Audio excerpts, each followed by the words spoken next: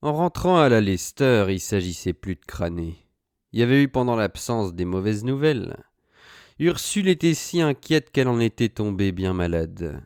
Elle savait plus que faire avec les tapins. Il y avait de l'affolement. Elle se planquait toute dans l'escalier. Elle voulait plus aller mordre. Ursule pourtant avait fait 10 ans de maison en Argentine et dans l'intérieur, plus 3 ans en Indochine. C'est dire qu'elle avait tout vu. Il est monté tout de suite à la piole, Quentin, pour l'explication. Voyons, Ursule, tu te trouves mal à présent? Je peux plus m'absenter alors? Tu te fais paumer de ménesse encore par la police? Et d'où que ça vient? Tu t'es donc pas rendu compte? Qui c'est? La Joséphine? C'est la Coton l'Algérien? Même pas fini de la banquer. Je dois encore 3 sacs pour elle. Et puis Titine aussi. Ça fait 2 fois qu'on la poisse au quart. C'est Couru qui me la déporte. Elle se répandait en larmes, Ursule. Elle comprenait vraiment plus. C'est quelqu'un qui nous a donné, Quentin. C'est quelqu'un, je suis sûr. Il y a un donneur. Je t'avais dit de te méfier. De qui? De quoi? C'est pas ce que tu crois, Quentin. C'est bien plus grave encore, je t'assure. Comment que c'est plus grave? Elle voulait pas tout préciser devant moi, Ursule. Je me doutais bien qu'il trafiquait des condés dans la tôle dont j'étais pas. Mais Quentin était en plot. Vas-y donc! Y a plus de crainte. Où qu'on en est, ça peut plus rien changer.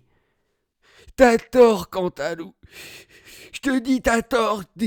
T'es trop franc. Elle m'aimait pas, Ursule. Parle, que je te dis. Je voyais le moment où qu'il allait lui virer tout le pot de chambre par le caberlot, malade ou pas. Alors elle s'est mise à table, par hachure, à raconter les événements. Les mômes, c'est pas quand elles racolaient qu'on les avait gaffées. C'était pas non plus à cause de la cam. Elles en avaient pas ce soir-là, mais c'était de la fourgue aux bijoux. Elles ont au moins entolé personne, dit Ursule. Qu'abondit Cantalou. Je voyais qu'il était insulté jusqu'aux fibres. Il se tenait plus. Et t'as laissé faire ça, toi?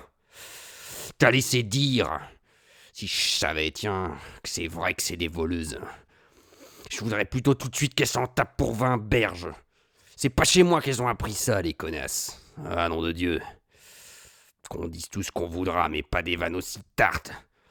J'irais plutôt moi-même, tiens, Ferdinand, leur casser tout le morceau à Bond Street. Oh, vache! Moi-même! Comment que je m'appelle? Et que dans ma famille, il n'y a jamais eu d'entoleuse depuis 15 ans, bientôt que j'en gagne. Pas une seule. Pas un miché qui a pu se dire escroquer, même le plus saoul. Je leur dirai, moi, aux guignols. Même si ça me coûte les 30 triques et que j'en crève. Mais on n'aura pas pu me salir par derrière.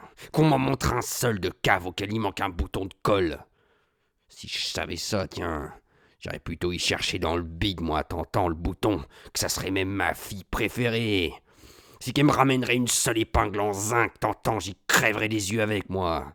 Des voleuses, c'est pas vrai, y en a jamais eu chez moi. Ceux qui disent ça, c'est des sous-merdes. De la chiure d'araignée, voilà. Puis s'est repris. Après tout, bien des choses inouïes survenaient ces derniers temps. Ouais, bien alors, hein. Faut qu'elles aient fréquenté, tiens, des mecs bien vicieux, en dehors de nous, qui me doublent au petit bonheur avec des vrais lopes. Je peux pas tout savoir. Je sors à peine, mais je me gourre. Mais tu m'écoutes seulement pas, Cantalou. Tu sais même pas de quoi qu'on les accuse, tes femmes. C'est pas d'entoler, tu me laisses pas te causer. Elle voulait se faire douiller une avance chez Simpson et Clotte. Tu connais? Le clou de la Rodniro, tu as une paire de boucles d'oreilles. Des boucles d'oreilles. Mais d'où qu'elles venaient?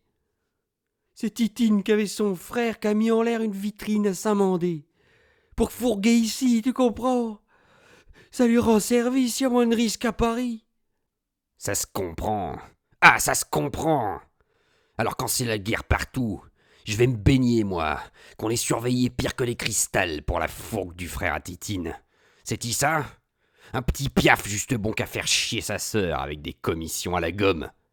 Y a pas 2 mois, j'y envoyais encore 2 sacs à ce suçon-là pour y payer son avocat. Il serait encore en train de pourrir. Il serait crevé, tiens, si j'avais pas tendu l'oseille. Où qui serait, hein? Voilà comment il me remercie. Il me compromet. Il s'en fout. Tiens, Ursule, si je m'écoutais, je devrais te bourrer la gueule. Tiens, toi, qu'elle en ait plus de forme. Tellement que t'es con et que tu me débecques quand tu t'y mets.